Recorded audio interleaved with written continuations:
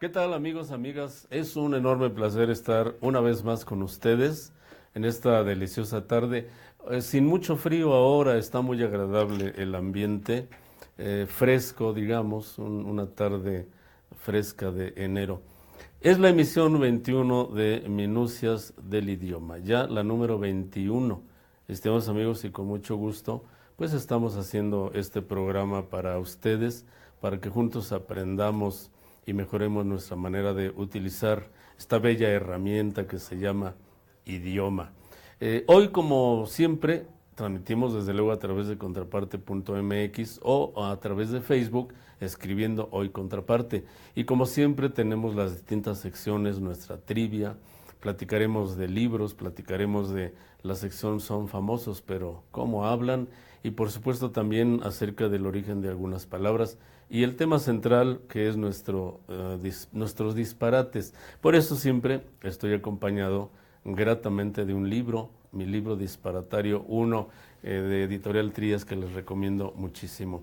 Pues, ¿qué les parece si comenzamos justamente con la primera sección, que es la trivia? La trivia es muy sencilla y tiene que ver con cuestiones ortográficas. Dos palabras que dan muchos problemas, o más bien una, en dos versiones. Una de las dos formas es correcta, la otra no. En el inciso A tenemos la palabra exuberante sin H entre la X y la U, y en el inciso B tenemos con H entre la X y la U. ¿Cuál es la forma correcta? Recuerden que exuberante significa abundancia extrema, algo así como la selva del Amazonas, que aunque ya se la están exterminando, todavía sigue siendo abundante. Como decía el gran poeta indio Rabindranath Tagore, a la tierra la pisoteamos, la escupimos, la lastimamos, y sin embargo cada año, en cada primavera, nos regala flores. Así es la selva del Amazonas, la están destruyendo, pero afortunadamente sigue produciendo vegetación. Es una selva exuberante, pero ¿cómo se escribe? Bueno, la respuesta, como siempre, al final del programa. El segundo segmento, muy breve ahora, pero tiene que ver con una reflexión profunda. Recuerden que en este programa platicamos de otros programas, de periodistas, a veces de políticos famosos, que hablan mal o que permiten que hablen mal quienes colaboran con ellos. Quiero referirme en este caso a uno de los programas más vistos y oídos de la radio y de la televisión, el programa que conduce el periodista Eduardo Ruiz Gili. Bueno, pues tiene allí algunos colaboradores que no son precisamente buenos hablantes, buenos usuarios del idioma. Por cierto, usé la palabra hablantes y por definición la palabra hablante es el usuario del idioma, sea que oralmente utilice el idioma o por escrito. Somos todos hablantes. Bueno, por eso lo dije así. No son buenos hablantes del idioma, es decir, buenos usuarios. Y recuerdo que una de esas colaboradoras soltó 3 disparates en un breve comentario. Uno de ellos, ya aquí lo comentamos, un par de ellos, dijo por ahí ante una reflexión donde criticaba a Eduardo Ruiz Gili, que es muy impulsivo, criticaba a las mujeres, y entonces esta mujer, colaboradora de él, dijo, no, habemos muchas que no somos así. Primer error, bueno, hay muchas, somos muchas, eso pudo haberlo dicho. Recuerden que el verbo haber no se puede conjugar en plural cuando indica existencia. El segundo disparate que soltó es un absurdo, una frase absurda que utilizan mucho y la confunden. Usted sabe que jurar significa decir algo que lo sostenemos con firmeza. Es decir, yo puedo señalar o informar que vi un ovni, ¿no? Y entonces juro que lo vi. Eso digo, juro que lo vi porque lo sostengo. En cambio, prometer es a futuro, es hacia el mañana. Algo a lo que uno se compromete, prometer, incluso la palabra dice prometer, por el mañana, algo que va a entrar, eso es prometer propiamente, de manera que no es lo mismo jurar que prometer.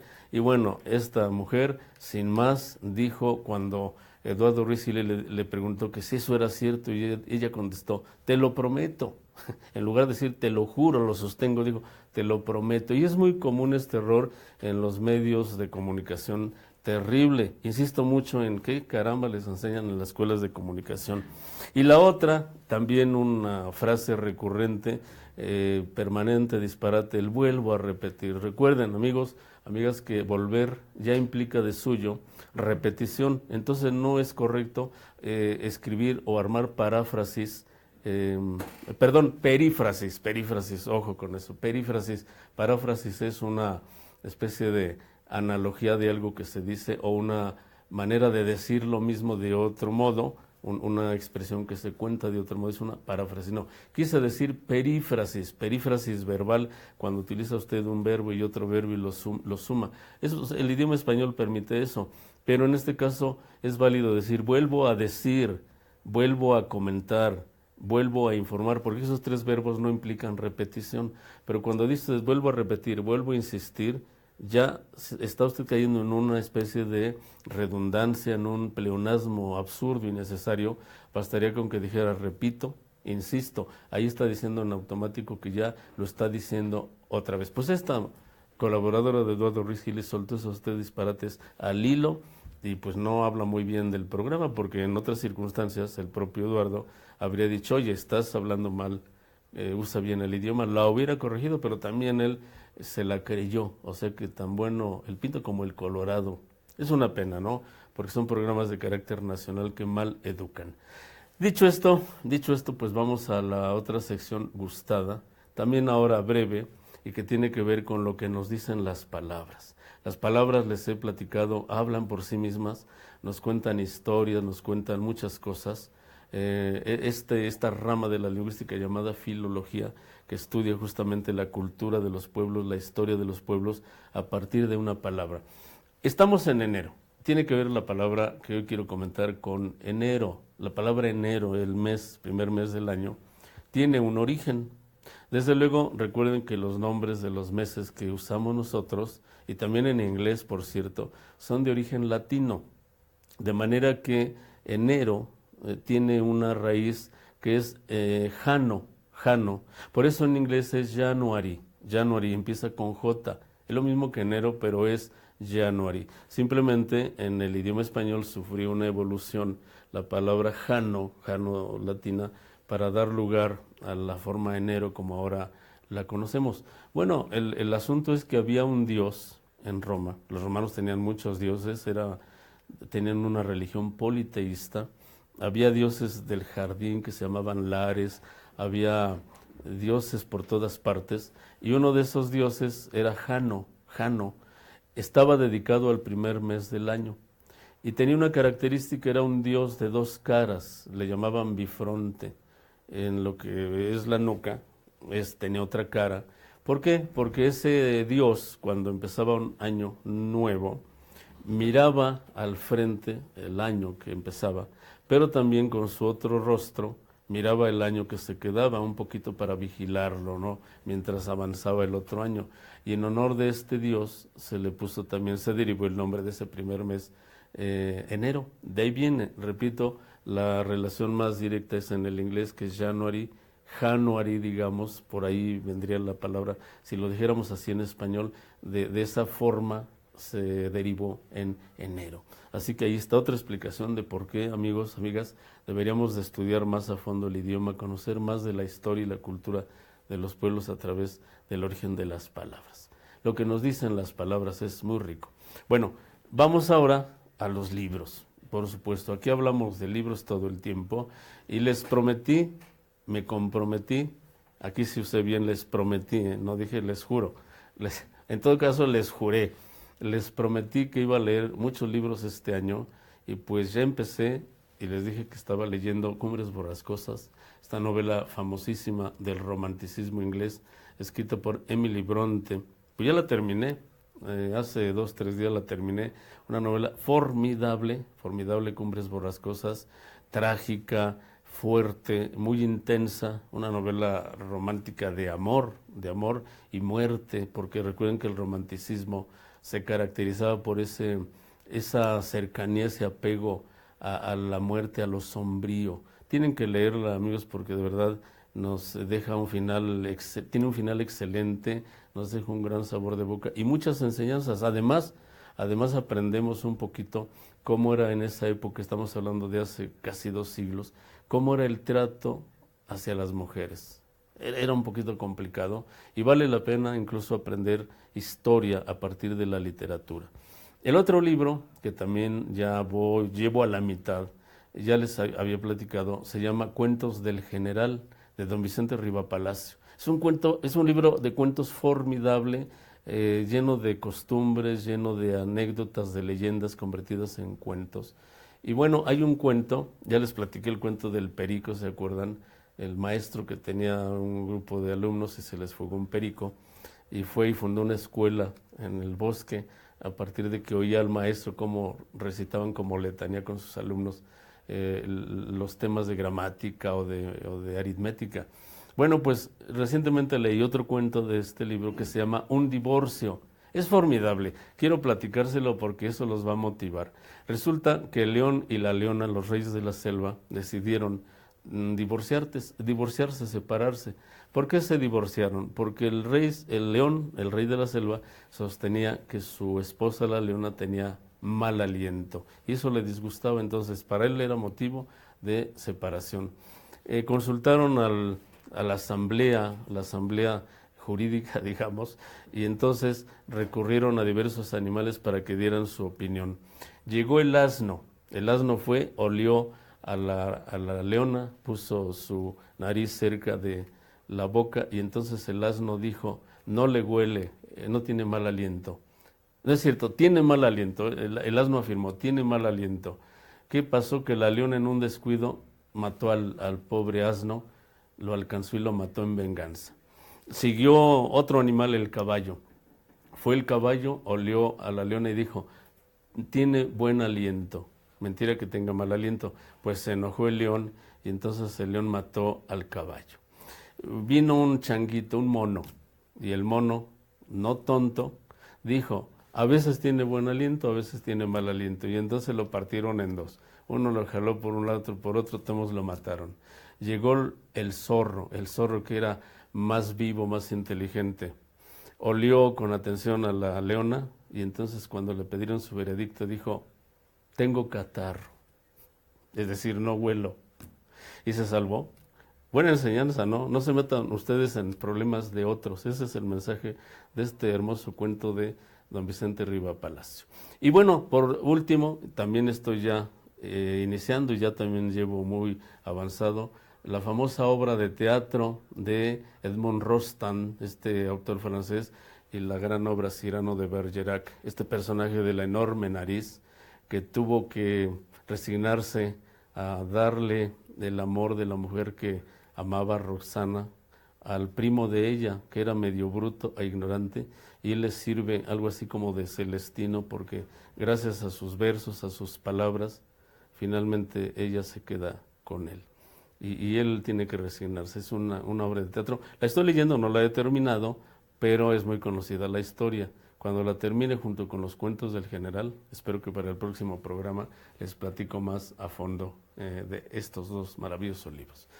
Amigos, pues con esto concluimos nuestro primer segmento. Vamos a hacer nuestra pausa muy breve y regresamos con el otro tema, el tema central, que son los disparates. No le cambien.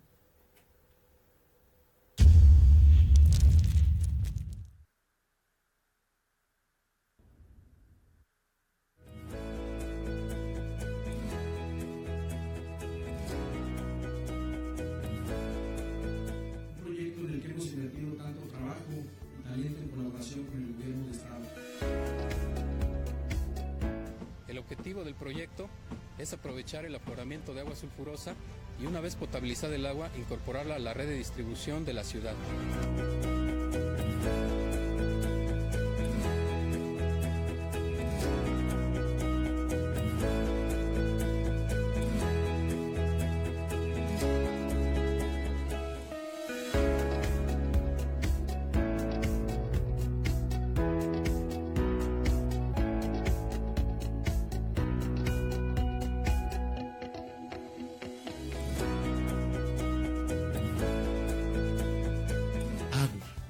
Quieren abrir la llave de su casa y obviamente que haya agua de calidad. En eso estamos trabajando. El agua potabilizada cumplirá con la norma 127, que es apta para consumo humano. La tecnología de tratamiento es ósmosis inversa. Es un proceso físico donde el agua sulfurosa es forzada a pasar a través de una membrana que tiene orificios muy pequeños, donde se eliminan las impurezas, virus, bacterias y moléculas. Para la Comisión Nacional del Agua, el que los servicios se presten de manera adecuada también es una prioridad, e inclusive nosotros tenemos ciertos programas que nos ayudan precisamente a poder hacer más eficiente la prestación de los servicios, sobre todo en la parte comercial, precisamente para poder mejorar la calidad del servicio que hay en nuestro país.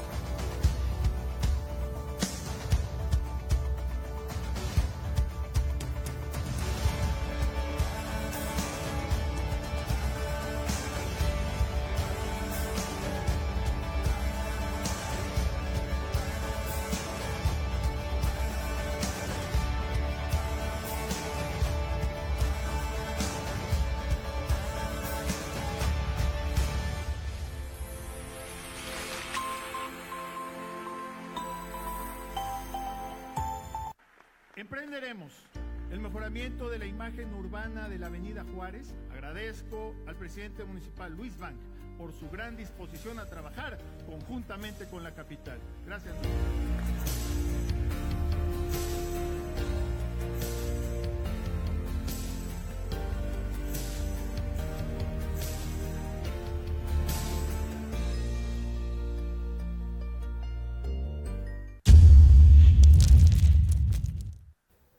Amigos, amigas, estamos de vuelta para nuestro segundo segmento, después de haberles platicado de estos libros maravillosos. Vamos ahora con las fichas que siempre les presentamos, tomadas del libro disparatario, como una manera de abundar un poquito sobre algunas palabras que utilizamos mal. Recuerden que este libro, que les recomiendo muchísimo, de manera especial a los docentes, a los maestros y maestras, que lo pueden adquirir en las librerías de Trillas. Es un libro que tiene un par de palabras o de expresiones, de las cuales una es correcta, la otra incorrecta, y traen una breve explicación acompañada de una viñeta, y de esa manera comparamos los términos a ver cuál es el correcto. A veces son ambos correctos, pero siempre damos la explicación. Es un libro muy útil así como para trabajar con los alumnos en el salón de clases a manera de taller. Veamos las fichas. Hoy tenemos dos muy interesantes que también dan algunos problemas por su mal uso. Desvariar y disvariar. Seguramente han escuchado a personas que dicen disvariar. Veamos lo que dice la ficha. En efecto, la forma correcta es desvariar y significa delirar o decir despropósitos. Proviene de desvarío, que significa locura pasajera. He aquí un ejemplo. El enfermo estuvo desvariando toda la noche. Babalito, en la viñeta que siempre viene aquí en el libro, por eso el libro tiene como subtítulo Sonría y mejore su idioma. Está escuchando el radio y dice una noticia. Y la nave en forma de platillo era enorme y brillaba mucho. Y Babalito dice, otra vez ya está desvariando este cuate. Pues sí, para muchos ver ovnis es un desvarío. Por cierto, antes de ver la otra ficha, ¿se acuerdan ustedes de este poema de Manuel Acuña, Nocturno a Rosario? Algunos de cuyos versos dicen, y en mis locos y ardientes desvaríos, maldigo tus desvíos, bendigo algo, no me acuerdo cómo dice exactamente, pero maldigo tus desdenes, bendigo tus desvíos, me parece que dice así, pero utiliza la palabra desvaríos, no disvaríos. Algunas personas que toman alcohol, cuando se emborrachan mucho, empiezan a ver visiones y dicen, está disvariando, así dicen algunas personas, pero no, están desvariando, con E, recuerden. Vamos a ver la otra ficha, que también tiene su chiste. Generalmente cuando alguien festeja el día de su santo, decimos que está festejando su onomástico, pero resulta que onomástico no es lo mismo que cumpleaños. La palabra cumpleaños es un sustantivo y onomástico es un adjetivo, de manera que hay que decirlo correctamente. Está festejando su día onomástico, que querría decir lo mismo que el día de su santo. Veamos lo que dice la ficha. Aunque es generalizado el uso de onomástico como sinónimo del día coincidente entre el nombre de uno y el del santo que se venera, lo correcto es día del onomástico o día onomástico, esto es, día relativo al nombre, esto debido al sufijo ico. La razón es que decir onomástico equivale a decir nombre, nada más, pues justamente esto significa tal palabra en griego de onoma, nombre. Entonces, decir hoy es día, hoy es su onomástico es como decir hoy es su nombre. Está festejando su onomástico, decimos, pues está festejando su nombre. Y está bien, pero el otro tiene que ver con el día de su nombre, que generalmente está ligado a un santo, sobre todo en lo que atañe a la Iglesia Católica. Por cierto, dice la ficha, con eso concluye, existe la palabra onomástica, que es el estudio de los nombres. ¿Qué les parece? Así que, aunque nos cueste un poquito de trabajo, pues digamos correctamente, está festejando su día onomástico o el día de su santo, en buen español, sin tomar esta palabra del griego. Y en la ficha podemos ver a Babalito que se está imaginando comiéndose un enorme pastel con globos y toda la cosa, pero está de verdad como con gula comiendo, porque algo está festejando el día de su santo.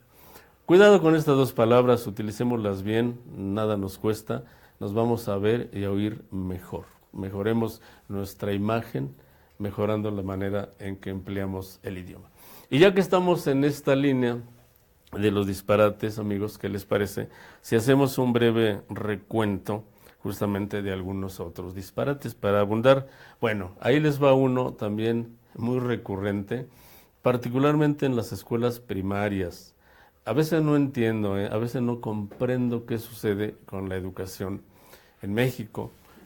Vemos de pronto que se va a presentar examen, se va a hacer examen en una escuela y ahí arriba de las hojas que les reparten a los alumnos dice hoy examen, y la palabra examen con tilde, así la he visto en algunos lugares, no lleva tilde examen. Imagínense, el examen tiene que ver con gramática, ortografía, y ahí hay un error enorme. Bueno, pues algo parecido ocurre cuando en una ceremonia de niños, sobre todo en preescolar o en los primeros años de primaria, la maestra o la directora muy oronda significa así como a sus anchas, ¿no? Porque es la directora o es la maestra, la maestra de ceremonias, dice, y ahora vamos a presentarles al niño fulano, quien les va a leer un bonito verso. Y resulta que se suelta con un poema como de 20 versos. Porque no es lo mismo verso que poema. El poema es una composición literaria en verso, es decir, no es prosa, sino es verso. Están las líneas una tras otra hasta que se concluye un poema, así que no es lo mismo. Lo correcto, estimables maestros de preescolar o primaria, es que digan, el niño fulano les va a recitar un bonito poema, no un bonito verso, por favor. Y créanme, y seguramente ustedes también lo han detectado, por allí en algunas películas de hace algunos años, de los años 50, cuando se burlaban mucho del poeta del pueblo, del recitador del pueblo, en esas películas de machos mexicanos, decían, vamos a escuchar a don Fulgencio, sobre todo hasta con los nombres se burlaban, pensando que era un nombre feo, poco atractivo para el género femenino, y decían, nos va a leer don Fulgencio un bonito verso, ¿no? Y no sabía ni lo que era verso. Yo no sé si era adrede para demostrar a través de la dirección de esa película la ignorancia pueblerina de aquellos personajes, o de veras ni el director sabía usar la palabra. Pero lo correcto es poema. Verso es cada línea de un poema, así que no hay que confundir, y menos a los niños. Otro disparate. Tiene mucho que ver, amigos, esto con la pronunciación. Miren, también tiene que ver con las películas, con el cine mexicano, con las variantes del idioma, lo que llamaríamos dialectos de carácter social, cultural. Las personas no articulan bien.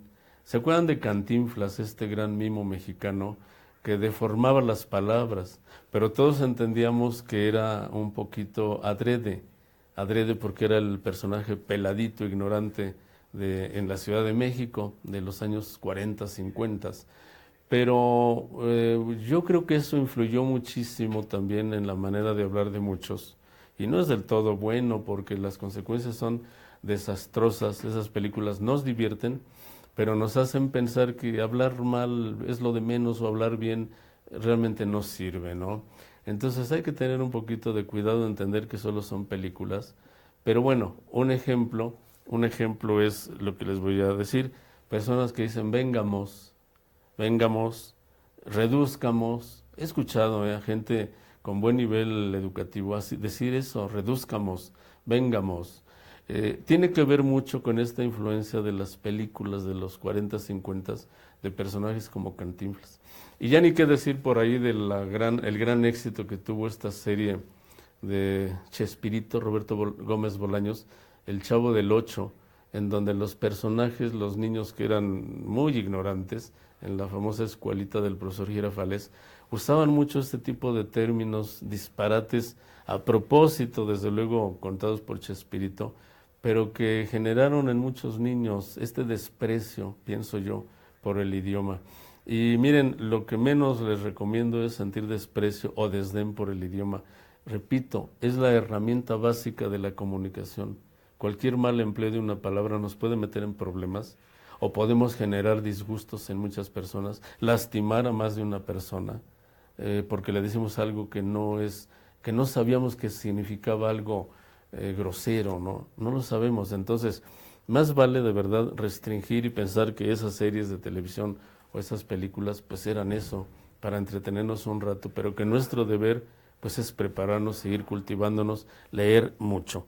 Y a propósito de eso, estimados amigos, siempre he sostenido que uno de los modos de mejorar el idioma es leyendo mucho. Por eso aquí les recomendamos libros. Miren, les voy a poner un par de ejemplos clarísimos de los beneficios de leer para muchas personas que luego preguntan o me preguntan, bueno, ¿y para qué sirve? ¿Qué tiene que ver la lectura con mi formación? Pues tiene que ver muchísimo, muchísimo. Miren, en un libro que leí hace algún tiempo, encontré dos palabras que hoy les regalo para que las utilicen, presúmanlas. Una es muy conocida, la otra no. Encontré la palabra epatar, así como la oyen, epatar. No la conocía y cuando la leí por vez primera pensé que era un error gramatical y que la palabra era en realidad empatar. Pues no. La palabra epatar existe. ¿Y saben lo que significa? Es una bellísima palabra. Es de origen francés, épater, en francés. Se escribe épater, se pronuncia más o menos épater. Y significa deslumbrar. Entonces, una frase muy correcta, muy contundente para esta palabra es: hay personas que epatan. Si usted le suelta esa expresión a un grupo de amigos, no le van a entender. A lo mejor entienden empatar y ni siquiera preguntan. Ojalá supieran qué significa epatar porque le entenderían. Pero ese es un ejemplo de cómo podemos enriquecer nuestro léxico, nuestro vocabulario, leyendo. Así que ahí tienen de regalo esa palabra. Empléenla, epatar, brillar o deslumbrar. Y la otra palabra es un poquito más conocida, es inextricable, con X, inextricable. Seguramente la han oído. Muchos quizá no la manejen bien, pero significa ni más ni menos que no se puede desenredar, algo muy enredado. Imagínense una madeja de hilo, todo revuelto, no encuentran ustedes la hebra. Bueno, en sentido figurado, cuando tienen un problema muy difícil de resolver, pueden decir correctamente que ese problema es inextricable, un problema inextricable. Se utiliza también mucho cuando hablan de alguna selva, algún cerro, una montaña, donde alguien sube y en esa montaña hay árboles, hay matorrales, hay veredas que de pronto ya no llegan a ningún lado, mucha gente se extravía en medio de los arbustos y entonces se dice que es un paisaje inextricable. Y cada vez que leamos esa palabra en distintas formas, en libros, en ensayos, metafóricamente, vamos a entender perfectamente lo que nos quiere decir un autor, gracias a que la hemos conocido, gracias a que la leemos. Leer, estimados amigos, de verdad ayuda enormemente. Por eso, volviendo un poquito a la obra de teatro de Cyrano de Bergerac, esta obra de la cual les platicaré más a fondo cuando la concluya, es fascinante porque hay un enorme respeto precisamente por las palabras. Tanto que uno de los personajes amigos de Cyrano, de Cyrano, el personaje de la gran nariz, es un pastelero. Ese pastelero adora los poemas, adora las palabras, y se enoja mucho cuando una de sus ayudantes, que es algo muy especial para él ahí en la pastelería, por cierto, rompe uno de sus libros de poemas y con esas hojas hace unos cucuruchos para vender los pastelitos. Ahí los mete a los clientes. Entonces cuando él ve sus libros rotos, convertidos en cucuruchos, se enoja mucho y le da mucho dolor porque ve ahí que van los poemas de alguien, un famoso poema, en forma de cucurucho. Pero imagínense qué bonito sería que fueran a la tienda y que el tendero les diera un material impreso con un poema, no un periódico, no un papel de estraza, sino un pedazo de papel donde va un poema o un fragmento de un cuento de Juan Rulfo, no lo sé. No vayan a romper los libros para hacer eso. Pienso, se me ocurre a lo mejor imprimir hojas especiales con ese tipo de textos, pues uno se los llevaría, consume lo que va dentro y quedaría esa hoja, no la tiraría uno, a lo mejor la conserva para leer ese poema por lo menos una vez o hasta aprendérselo. Y precisamente ese pastelero tiene tanto respeto por la poesía y por los versos que en su pastelería, que también es rosticería, vende pollos asados. Cuando uno de los cocineros le pregunta cómo acomoda los pavos y los pollos, le dice el pastelero, hay que acomodarlos como los versos, de mayor a menor, uno mayor, uno menor, un verso grande, un verso corto. Esto es, un pavo grande, un pollo chiquito, un pavo grande, un pollo chiquito, en el trozo de fierro donde guisaban estas aves, ¿no?, para el consumo de quienes iban a visitarlo. Es maravilloso ver todo esto, amigos, porque no solo en la cocina, no solo en la vida normal de las personas, las palabras, la literatura, la lectura nos ayuda a entendernos mejor. Por favor, lean mucho, por eso aquí les voy a seguir recomendando libros. Bueno, casi llegamos al final del programa, felizmente, y concluimos, como siempre, con la explicación de la trivia. Recuerden que nuestra trivia fue la palabra exuberante, que significa exceso de algo, abundancia extrema. Muchas personas le ponen H intermedia. No, mis amigos estimados, no lleva H intermedia, va sin H, simplemente exuberante. ¿Y saben por qué? Por una simple razón, porque se deriva de dos raíces latinas. Una es el prefijo ex, que significa fuera de toda proporción, y uber, que significa simplemente abundancia. Entonces, significa lo que está más allá de la abundancia. De Uber, por cierto, y en el próximo programa les explico estas derivaciones, por qué se dieron. De la palabra Uber se derivaron dos palabras que hoy son muy conocidas, urbe y ubre. Ubre, que es la glándula mamaria de las vacas. Tiene una explicación histórica muy interesante, hasta divertida. Pero bueno, para que no se equivoquen, por favor, exuberante, escríbanlo siempre sin H, y siempre piensen en algo como la selva del Amazonas, algo muy abundante. Pues de esta manera, mis estimados amigos, amigas, hemos llegado a la conclusión de este programa número 21, muy contentos, y pues espero que sigan participando con nosotros. No me resta sino agradecerles y desde luego felicitar a quienes nos están viendo y acertaron, sin consultar ningún diccionario ni Google, acertaron en la respuesta exuberante sin H. Me despido, hasta la próxima, deseando que la pasen bien y recordándoles, desconfíen de quien no usa bien el idioma.